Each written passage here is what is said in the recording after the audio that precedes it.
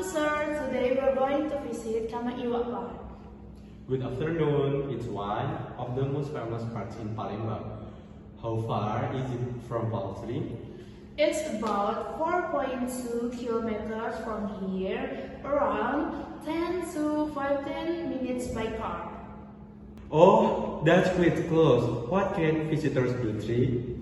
Visitors can walk, jog, take a picture, and enjoy the lake view. That's so nice. Is it crowded during the weekend?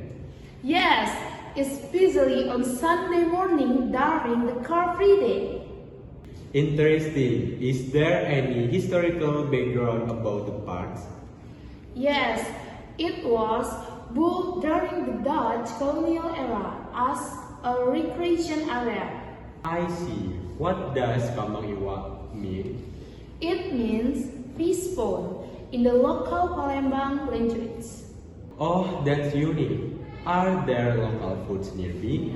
Of course, you can try pempek and es kacang merah around the park. That's great. I can't wait to taste them. You love them. Welcome to Kamaiwa. Enjoy your time here.